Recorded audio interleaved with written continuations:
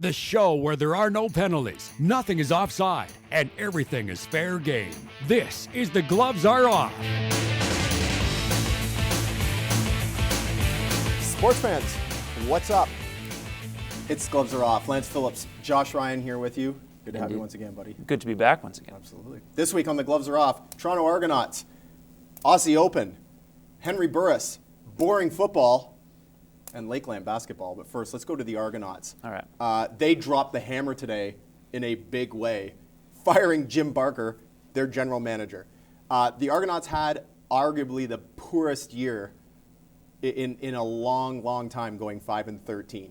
Don't think many people are going to argue with that. Oh, no. And Jim Barker has done some not so hot things over his tenure. But he's done some hot things, like win the Grey Cup in 2012. Right. Release Zach Collaros after the 2013 season, and we know where he went.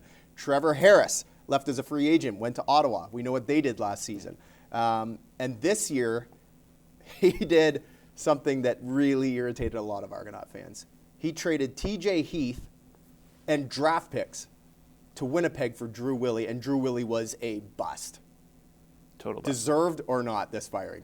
Well, I don't think anyone would argue the deserving point. Again, they went 5-13 last year in their first year at BMO Field, which is a pretty poor way to start off a chance to be really special at that particular venue. But the timing makes no sense to me. That's interesting. I mean, the season's over in October, and you wait 4 months, basically, almost 4 months before you fire him, that whole holiday period, when you could have fired him, then looked for a replacement, and then focused on building back your roster. Yeah, it just doesn't make any sense to wait that long if you knew you were going to fire him. Well, and this is the interesting thing, because I believe that the organization did know that they were going to fire him early on after the season was over. And they've left it this long because Michael Copeland, the president of the team, has said that they wanted to fully evaluate where they were going with this team. There's no way that you're keeping Jim Barker after what happened this season. I'm actually surprised that the team said that Scott Milanovic will be the head coach, because I did not see him coming back, and I'm still not certain that he'll be back.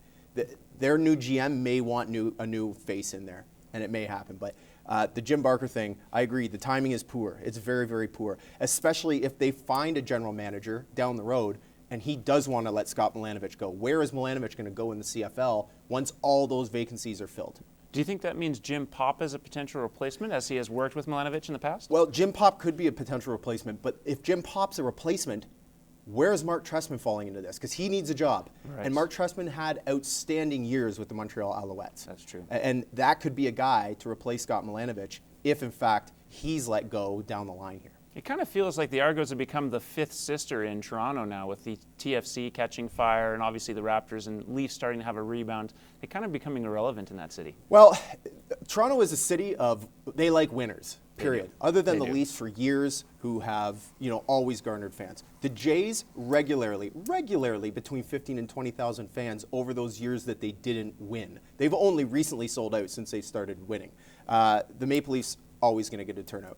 TFC went through dreadful years of fan support. They still had, their core fans. But again, only over the last 2 or 3 seasons have they started to sell it because they're winning.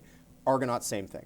The Argonauts win, they're going to sell. They don't win, they're not going to get fans in the seats. And the organization cannot stand for a 5-13 season in a new stadium like that. And that is a beautiful stadium. It is a beautiful stadium. Yeah, I totally agree. Let's move on. Aussie Open. Novak Djokovic and Andy Murray both gone from the Aussie Open. Stunning. Djokovic out in the second round, and 3 days later, Andy Murray met his fate in the fourth. And that means Milos Raonic, suddenly the top seed in the tournament. What happened with Djokovic and Murray? Well, watching Djokovic's play, it really did seem like something was wrong, possibly an injury, because he didn't have a lot of pop to his serve, wasn't hitting the ball particularly well in his ground strokes. Murray, I think he just ran into an incredibly hot player in Misha Zverev, a guy who's been injured for years, almost quit the tour, hadn't been in a slam in years, and then all of a sudden just put together a really good streak. His brother, too, Sasha, is a 19-year-old phenom, someone to watch for. But really just kind of bad luck for the two of them. They both ran into a good player at the wrong time.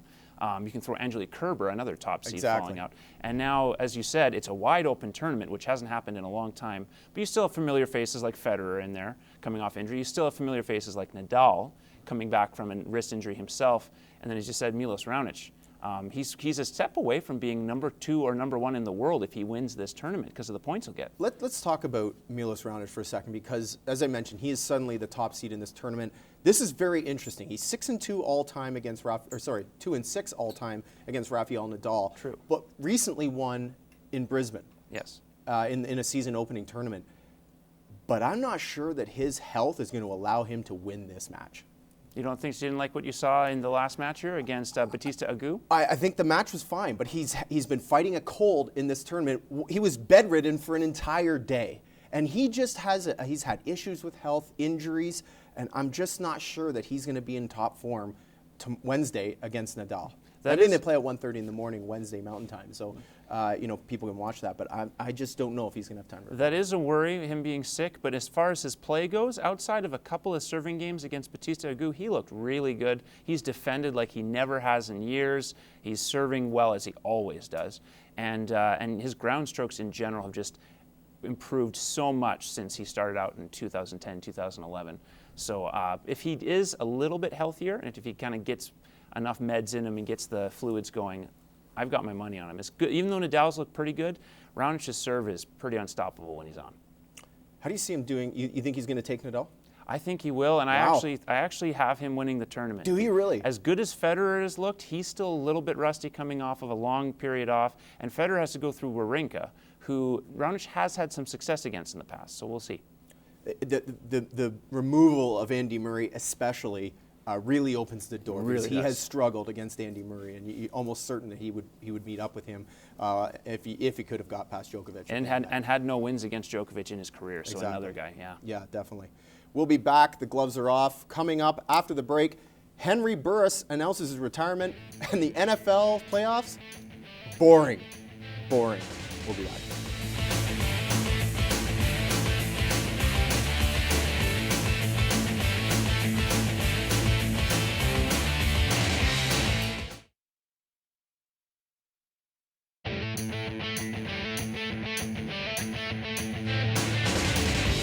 Welcome back. Henry Burris, early Tuesday morning, announced his retirement from the CFL. And this guy has been an outstanding player for the league. Played 20 seasons in the CFL, played 20 pro seasons, 17 of which are in the CFL. And this past Grey Cup had one of the biggest upsets in the history of that game. Threw for 461 yards, 3 passing TDs, and had 2 rushing TDs of his own. On a broken stilt, nonetheless, before the game, he looked like he buggered up his leg a little bit. What kind of a legacy is this guy leaving behind? I think what you just said, scrappy might be a cliche, but I think that fits with Henry Burris. He's had such a long career, doubted most of his career. I mean, he went to Ottawa, no one really gave him a chance, or not Ottawa, rather Hamilton. No one gave him a chance. He brought the Ticats to the Grey Cup final, and they dumped him in favor of Caleros. Then he brings the Ottawa to a Grey Cup, and then a Grey Cup championship the following year after just a few short seasons in the league. As you said, also made a stint in the NFL, and just multiple championships, multiple appearances in the Grey Cup final. Consistency is, I think, the other word you have to throw in with him, obviously, because he was consistently great throughout his career. But scrappy, yeah, he was an underdog a lot and always came through. Listen to these stats. Listen to the stat line. 63,369 total passing yards. That's third all time. Wow. 373 total TDs, third all time. 118 wins, fourth all time. 4,649 completions, fourth all-time. He's a 2-time most outstanding player, 2-time CFL All-Star, 2-time Grey Cup MVP, 3 Grey Cup rings. Oh yeah, and he was the oldest QB to win the Grey Cup. The guy is incredible. It's just amazing what he's done over his tenure in the CFL. And think of what he would have done had he not gone to the NFL and stayed in the CFL for those 3 seasons as well. No, for sure. Would have been a real way to not in bank stats is maybe a negative term, but think of what he could have added to that legacy already. He may have caught Damon Allen for second all time as far as CFL passing yards. He could have definitely improved a lot of these stats, but for a guy like Smiling Hank, these stats don't matter to him. They don't. He's the kind of guy who is a team player, wants to win championships, and not many players get to go out on top like that. Peyton Manning did last season, and Henry Burris this season, but that does not happen very often. It couldn't happen to what I would consider a great guy. And not to mention, Peyton Manning, when he went out, also went out with essentially a broken back and really wasn't the same player, whereas Burris went out still performing at an elite level and still being the reason, essentially, his team won. in that performance as well. Plus, great guy with the media. Like you said, Yeah, Smiling Hank, fantastic. one of the great personalities we've had in the CFL over his 20-year career. And as you know, personalities within the media are hard to come by, or not within the media, pardon me. Players, coaches, personalities, tough to come by if you're a media person. You don't say. Yeah, that's not their favorite thing to do in the world, is to No. actually speak to media people. His last pass, do you remember his last pass? I'm sorry, I can't recall it off the top of my Last head. pass was an 18-yard throw for a touchdown in overtime that won them the Grey Cup over Calgary. I should have remembered that. That's a pretty good last pass. It is a pretty It's good last pass. pretty good last pass. He said in a press conference earlier that the only team he wanted to spend time with now involved the 6 eyes beside him, which were Right. his wife and his 2 children. That's pretty special, and he's going to get that time to do that now. And For sure. I agree with you about what you said about consistency. He was a consistent player, and players like him make this league better. They make the league better, and I firmly believe that they make kids in grassroots programs want to play in this league. The more people, the more players like Henry Burris the CFL could get, the better off it would be. Do you think they have a successor right now that's coming up? Do you think we have a QB that could do that over the next couple of years? Or are you worried? I'm not sure. We've got a thing in fair or foul. We're going to talk about Darian Durant Right. and Kevin Glenn. And Ricky Ray would be the guy to me that would fill that void, but he's not going to. I don't see Ricky Ray getting past the next couple of years, just so injury prone and not quite the same personality Absolutely at all not, yeah. as Smiling Hank was. So I don't know if the league has that. They may have it in some of their younger guys, like a Zach Collaros possibly could fill that void, but even he, I don't think has his personality there. I'm not sure the league is going to see another person like Smiling Hank for quite a while. Yeah, it's a little slim pickings right now. It is slim pickings right now. NFL football. It has been absolutely atrocious to this point. It has That's an been understatement. boring football. 2 of the 10 playoff games we've seen so far have been within 13 points. 2 of them.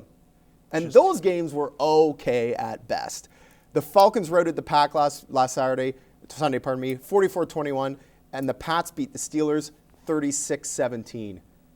Have you enjoyed these playoffs at all? No, I got a little bit of... No. I'll say this. I got a little bit of entertainment out of that Packers-Cowboys finale. Okay. There was a little bit of excitement there. You got to see Aaron Rodgers be great Aaron Rodgers again at the end of the game.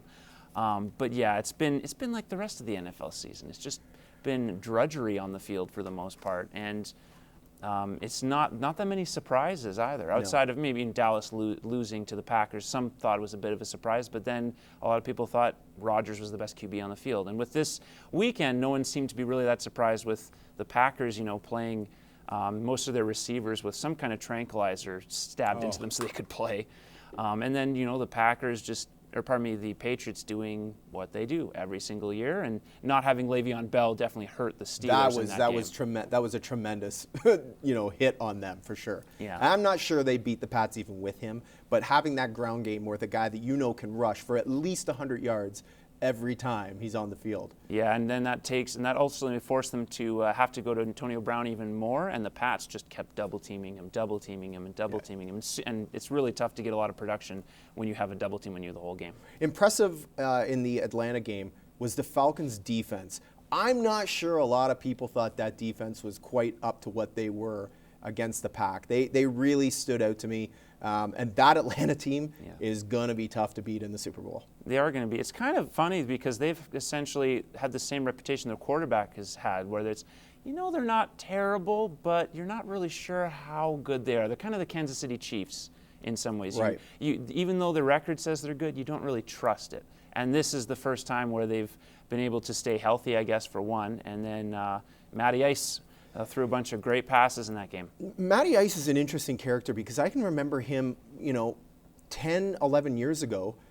He was excellent for the Falcons. Maybe it was in the 8 to 10 year range. He was excellent for the Falcons, and then he kind of has been, very pedestrian over the last quite a few years. And then this year he was tremendous once again.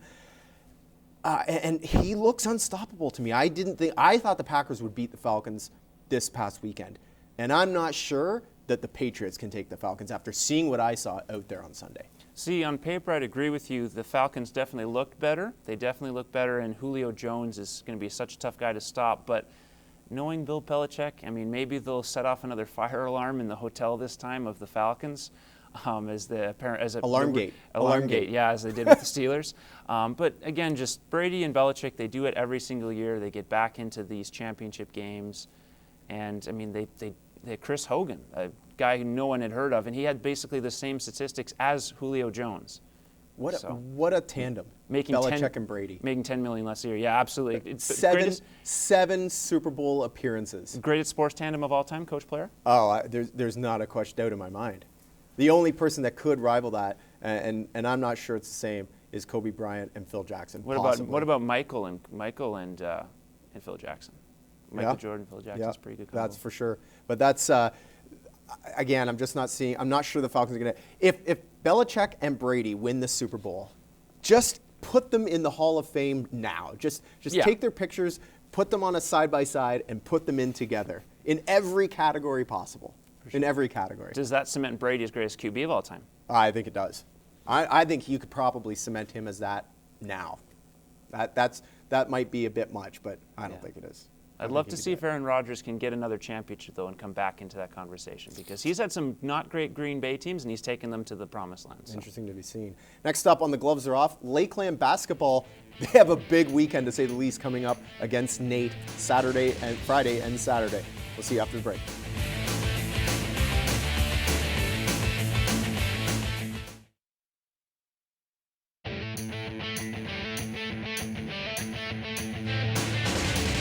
Welcome back to the Gloves Are Off. Lance Phillips, Josh, Ryan, and a basketball, because we are talking Lakeland Athletics basketball. Mr. Ryan, tell the people about how big this weekend is for these two teams against two very strong Nate squads. It is a huge weekend, mostly for the women, because they are only just a couple of wins out of being part of playoff contention. And this Nate team is a tough opponent. They were the surprise conference champions last year, went to a bronze medal at the CCAA National Championship. And this Lakeland team has struggled here in the second half, so they could really use a strong performance, get some breathing room to keep in that third seed, and maybe even creep into contention for that second seed with Concordia. On the men's side, they're a little bit more clear of the playoffs, but they want to try to have that higher seeding so they don't have to play Nate in a potential semifinal. And they have beaten Nate. They're one of 3 teams to beat Nate this year in play. Speaking of beating Nate 3 times, a changing of the guard on the men's side. Concordia has greased into that first spot ahead of Nate, and Lakeland still, as you mentioned, sitting in third. But I want to start with the women, because the women are at 9-7. They're just ahead of Keanu, who's 8-8, and Augustana is there at 7-7 as well. Those are 3 very tight teams, and one of those 3 is not going to make it through. And if the women go 0-2 against Nate, I'm concerned for Lakeland that it will be their women's team that does not get in. It is a concern, because then you put so much pressure on yourself to have to perform once you play Keanu and once you play Augustana. You can't afford to get swept in either of those matchups. If you get that win against Nate, you have that little bit of breathing room, and you get that surge of confidence knowing you just beat the best team in the conference. You're capable of playing with anybody in the conference. As a result, and then you can take that confidence into those 2 matchups against the Vikings and the Huskies. The Lakeland women's team has had a shake-up of late. Everyone's aware that they've lost a couple of players. But what I like is how Nike Lee has really stepped into a leadership role with that team, and you can tell that their head coach, Chris King, is leaning on her heavily. Absolutely. She's had to really focus on the distributing portion of the game. She really has to facilitate the offense in general. And she's also really stepped up her defensive game and has helped communicate to the girls in terms of positioning, who switches with who on pick and rolls. And even when her shot hasn't fallen, she still managed to contribute to the game in many ways and had a recent great burst against the Thunder. So it's great to see her kind of really step up and be consistent, especially for this young group of girls. If they can just start hitting a couple of more outside shots when they have their open looks, because they play such tenacious defense, if they can hit a few more outside shots, I think they'll be in good shape. Let's quickly touch on some more defense on the men's side, because this, to me, is, for lack of a better term, their Achilles heel. They can put up points. They can. But they cannot stop the points from being put up against them right now. And one guy in particular that I think really needs to step up with that team is newly acquired Jonathan Sappleton. He has been outstanding on the defensive side of the ball.